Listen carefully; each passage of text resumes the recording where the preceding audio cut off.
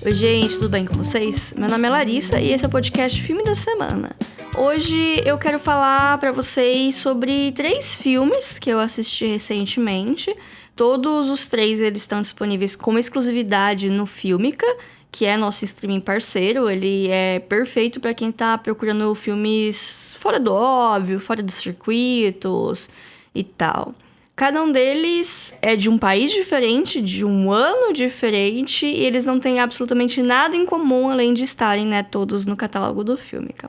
O nome desse episódio foi um pouquinho diferente, Já faz algumas semanas que eu tô tentando dar uns títulos um pouco mais amplos, ao invés de falar filmes em tal streaming, até porque episódios com streamings que não são tão conhecidos acabam sofrendo um pouco disso, porque eles acabam flopando um pouquinho, sabe?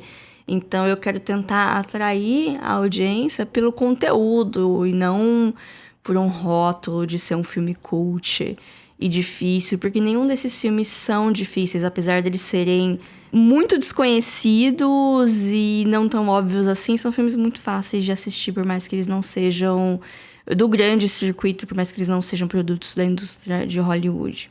Vou começar pela Gótica Vingativa. Morgiana é um filme tcheco de 1972. Esse filme ele tem elementos da nova onda do cinema tcheco, que é um movimento que está em peso no catálogo da Filmica. Elementos esses que são a atmosfera surreal, Mas aqui a gente tem uma história de época gótica de rivalidade feminina. Eu, Larissa, não curto muito isso. E foi exatamente isso que me fez não amar esse filme, porque a estética dele é 10/10. A gente vai acompanhar 2 irmãs aristocratas, a Victoria e a Clara, as duas com K no nome, e ambas são interpretadas pela mesma atriz, mas com paletas de cores completamente diferentes. A Clara é doce, ela é uma dama, ela só usa branco, cores claras, etc. Enquanto a Victoria só anda de preto, maquiagem pesadona e tem um gato que é a Morgiana do título. Ou Morgiana, não ficou muito claro o gênero do animal. Enfim, o pai delas morre e a Clara fica com a maior parte da herança. A Vicky, tô íntima já, ela já sentia inveja da irmã por ela ser mais popular e mais sociável. Ela começa a tramar um plano para lentamente envenená-la. As duas, elas são assim, bem yin e yang, bem o oposto literal uma da outra, não tem espaço para meios termos ou até mesmo um desenvolvimento mais aprofundado. Isso é uma coisa que num filme atual seria uma grande fraqueza no meu ponto de vista. Mas aqui em Morgiana, tanto pelo fato de ser um filme feito 50 anos atrás, tanto por ele funcionar como uma alegoria da sociedade da época, acaba funcionando. E a Victoria é uma Lady Macbeth, que é um arquétipo, geralmente feminino, da mulher que não mede esforços para conquistar os seus objetivos, mesmo que isso signifique matar algumas pessoas pelo caminho. Tem um filme que chama Lady Macbeth, de 2016, que foi a estreia da Florence Pugh no cinema, e é o beabá, a cartilha certinha desse estereótipo. O filme em si é ok, fica aí a meia recomendação. Mas voltando aqui, Morgiana é um filme com uma fotografia belíssima, a atmosfera gótica é excelente, tem umas cenas muito criativas, tem uma cena muito longa de estabelecimento de lugar, pra gente entender que aquela cena e aquela parte do filme vai se passar naquele ambiente, então é a câmera passeando por ele, mas ela é toda no ponto de vista da Morgiana, a gata. Então é uma câmera baixa, mas não no chão, e que fica passeando como os passos de um gato, assim, pulando um móvel, então a câmera pula junto. É muito legal essa cena. O filme ele transita entre gêneros, ele tem elementos de thriller e de terror, mas não do jeito usual que a gente está acostumado. Então, assim, não vão esperando tomar sustinho. Eu recomendo muito esse filme pela experiência mesmo, porque é uma narrativa um pouco melodramática, ela é bem mais lenta, mais atmosférica, com personagens um tiquinho caricatos, mas como eu já falei, é uma experiência que vale a pena, assim, sabe? Eu recomendo por causa disso. Morgiana, assim como todos os filmes desse episódio, tá disponível no Filmica. O próximo filme que eu vou falar aqui hoje é uma obra que reúne um monte de coisa que eu particularmente não gosto. E se fosse um filme americano, talvez fosse hit entre os coaches e as tias da mensagem edificante. Mas ele não é. Inclusive, ele trabalha muito bem com os temas apresentados, eles justamente que não costumam me agradar tanto. E no final eu fiquei emocionada, me fez gostar muito dessa obra. Eu tô falando de Supamodo, que é um filme de herói do Quênia, lançado em 2018. A gente vai acompanhar a pequena Jo, que é uma criança, e ela tá com câncer num estágio bem avançado. Ela meio que vive num hospital especializado, fazendo tratamento com outras crianças em situação similar, mas logo no início a gente já vê a mãe dela tirando ela de lá e levando para casa da família, porque a doença já tá numa fase avançada demais. A gente, como audiência, já percebe a gravidade desde o começo, a melancolia em todas as ações da mãe e da irmã da protagonista. E a Jo, ela é obcecada com cinema de ação e super-heróis. Ela cria várias histórias com seus personagens favoritos e outros que são inventadas por ela mesma. E tem a vontade de transformar tudo isso num filme. A comunidade que elas estão inseridas, do vilarejo delas, percebe que se todo mundo se unir e colaborar, eles conseguem realizar esse último desejo da menina. Então é justamente isso que eles fazem. O vilarejo todo se une para filmar a história da Supamodo, que é essa super-heroína vivida pela própria Jo, enquanto ela vai ficando cada vez mais debilitada pela doença.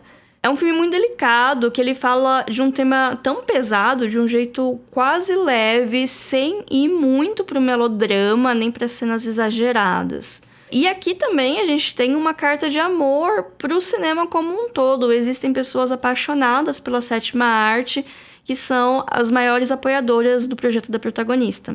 Tipo, a gente vê que ninguém tá lá obrigado, ninguém tá lá do tipo, vamos fazer isso aqui, né, coitadinha dela, sabe? Você percebe que as pessoas estão lá e elas estão felizes em colaborar e elas estão se divertindo fazendo isso também, sabe? Não é spoiler dizer que o final é agridoce, mas ele não é tão trágico quanto poderia ser, não é tão manipulativo quanto poderia ser em outras direções. É bonito, é bem feito, é conduzido com respeito. Esse filme me surpreendeu muito, como eu já falei, achei lindíssimo e eu recomendo demais. Só pra falar de novo, o nome dele é Supamodo. O último filme que eu vou falar aqui hoje, eu já citei alguns episódios atrás, mas eu gostei tanto dele que eu vou falar agora aqui de novo. Refrigerante de Menta é um filme francês de 1977, um coming of age com um conto de amadurecimento de duas irmãs. Ele se passa na década anterior, no começo dos anos 60, e vai seguir as duas protagonistas durante um ano transformador na vida delas. Começa na praia, no fim das férias de verão que elas passam com o pai, e termina com elas na praia de novo nas férias do ano seguinte.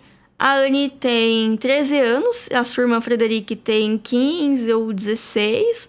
Os pais dela são divorciados, o que é algo que talvez não era tão comum na época, ou pelo menos não era tão comum ver em filmes da época, até porque a produção hollywoodiana, por mais que estava entrando no cinema novo deles, ainda tinha um pouquinho de idealização de algumas coisas, né? Mas é interessante ver o cinema europeu e comparar como ele é diferente do cinema hollywoodiano da época, sabe? Pegar produções das mesmas épocas e ver como elas são diferentes. E engraçado que o fato dos pais dela serem divorciados não é uma grande questão para as meninas. Tipo, tem pequenos conflitos da mãe tendo um novo namorado, mas assim, tá acontecendo tanta coisa na vida das meninas que, tipo, isso é de menos, assim. É uma pequena coisinha que acontece, mas tem outras coisas acontecendo. É difícil ser adolescente, né? Parece que tudo é o fim do mundo. Esse filme, ele não é um filme de grandes acontecimentos, né? Como eu já falei, são pequenos conflitos que vão acontecendo. Parece o fim do mundo, mas também a reação das protagonistas é essa, de que é o fim do mundo, mas o filme não trata aquilo como se fosse um problema tão grande quanto elas acham que é, sabe? Porque não é. A gente sabe que não é. Elas estudam num colégio só de meninas, tem professoras que são megeras, que dominam a turma pelo medo, tem outras que não conseguem fazer elas ficarem quietas, e aí as adolescentes tomam conta da classe. Boa parte de tudo que acontece no filme acontece enquanto elas estão na escola. Tem todo aquele negócio de uma menina aparecer no começo do ano e falar pra todo mundo que perdeu a virgindade no verão. Aí todo mundo fica curioso e ela vai contar como foi. E a história mais bizarra e mirabolante de uma pessoa que com certeza ainda é virgem, mas tá repassando alguma história que ela ouviu em algum lugar e todo mundo acha ótimo. E tem uma questão de status também na escola com relação a isso. O filme é cheio de coisa mundana, sabe?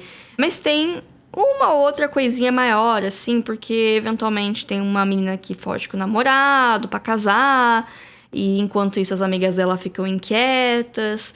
Tem a Frederique que, meio sem querer, acaba fundando um braço do movimento Antifa na escola e começa a vender broche pra ganhar uma renda extra.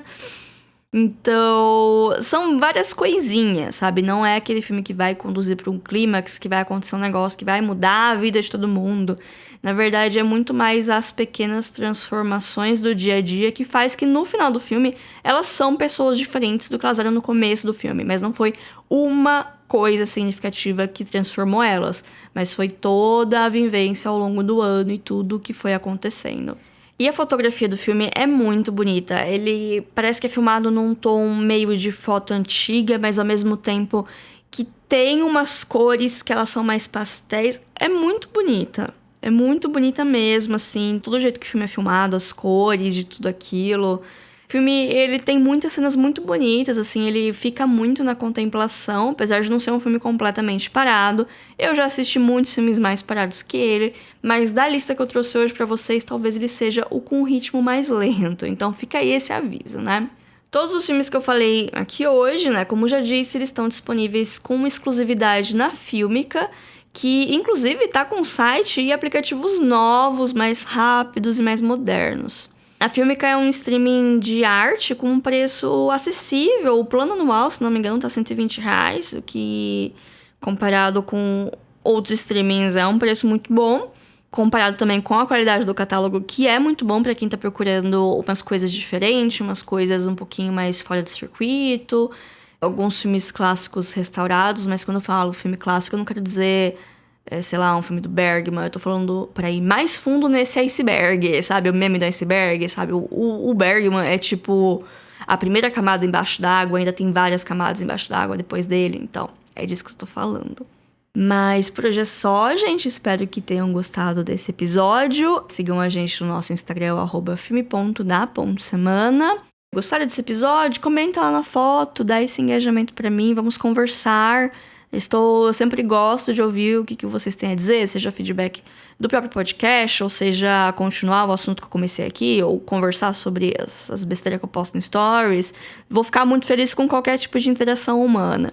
E a gente também tem um e-mail para contato, que é o podcast filmedasemana@gmail.com, se você não usa tanto redes sociais, mas quer falar comigo mesmo assim. E esse e-mail também é uma chave Pix, caso queiram fazer qualquer tipo de doação, de qualquer valor pra gente. Não é algo obrigatório, o podcast continua gratuito sempre, mas é algo que vai nos ajudar muito no nosso trabalho. E até semana que vem, gente. Tchau, tchau.